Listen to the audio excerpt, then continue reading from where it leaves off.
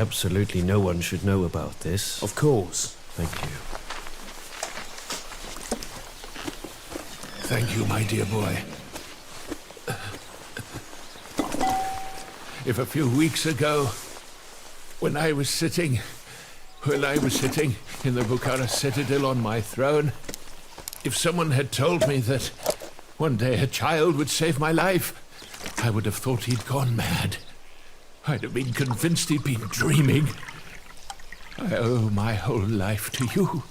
It's strange. I left Bukhara to find Jalaledin.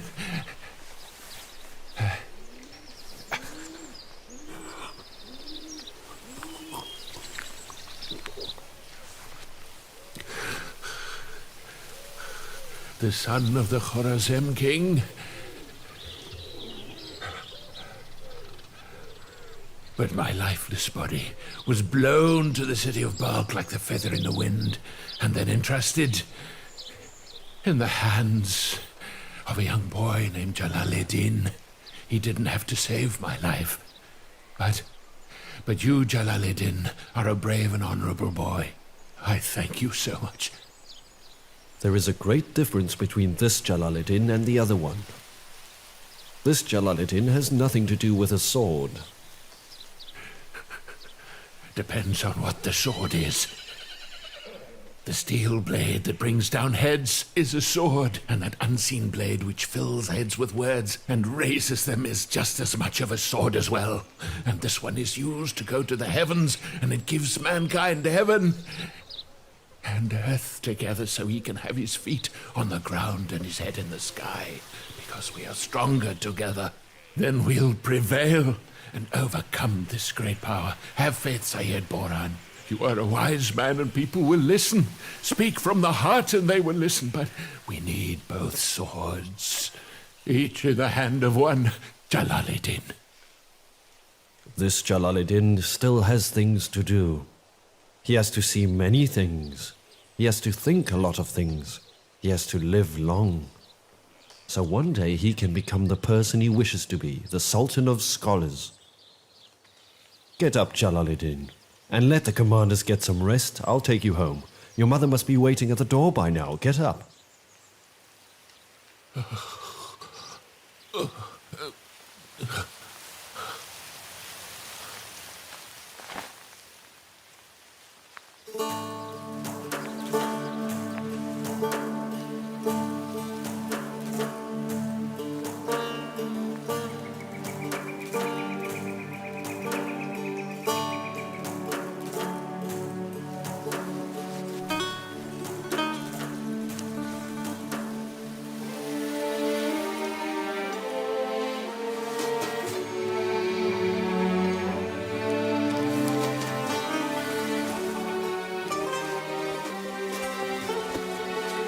Jalaledin.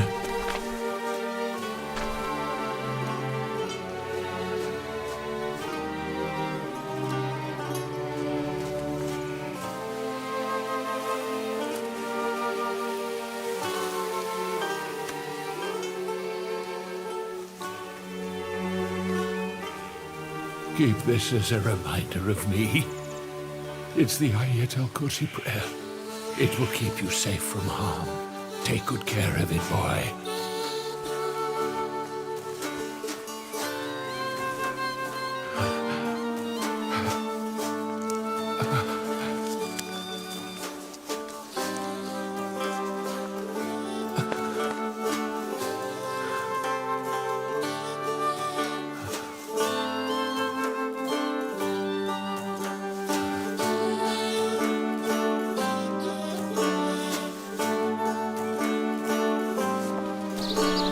No one must find out what happened today. No one.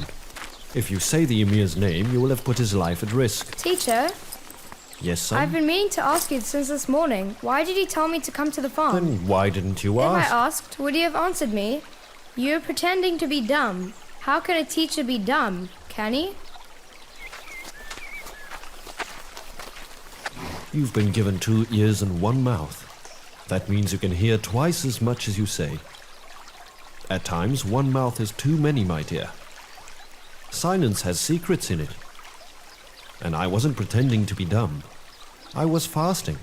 A fasting month. There are specific and different fasts for every part of the human body, you see? And the fasting of the mouth is the hardest one. Can I not talk too? I mean, not say a word from morning till night. It's hard to say. So when you work, do you get paid as well? But are you not in need? A man has to work, my dear. Work keeps you in touch with the people. My ancestor Imam Ali, he did the same. He would work too. And how do you know I am not in need? Teacher, why did that old man do what he did today? The old man pretended to be a good man before, but today we saw his inner being, both of us, and to himself. Tonight when he sleeps, he might not wake up in the morning as the same person. Today was the day that he was tested the most. He was truly tested. And tested really well. And today was the day I was tested too. Yes, and you passed your test, but be careful. Don't get too proud. Because tomorrow is another day to be tested. And the day after and all the days after that. Hey!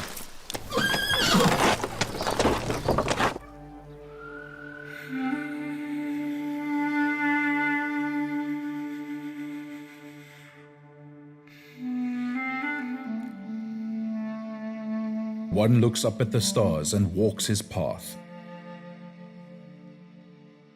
Does any star speak to him? He simply looks up at the stars and finds the way and reaches his destination. And it could also be that if you follow the holy ones, they will transform you. Without a word, without any talk, without any ruckus, you will get what you intended to, and they will lead you to your destination. One must believe and have faith in the holy ones.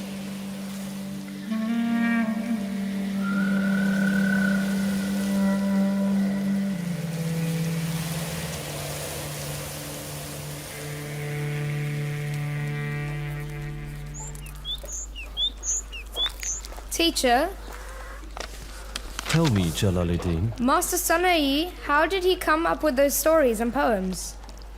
He read a lot, he wrote a lot, and he paid plenty attention until he mastered an immaculate nature, and he defined the heart as the basis of all things.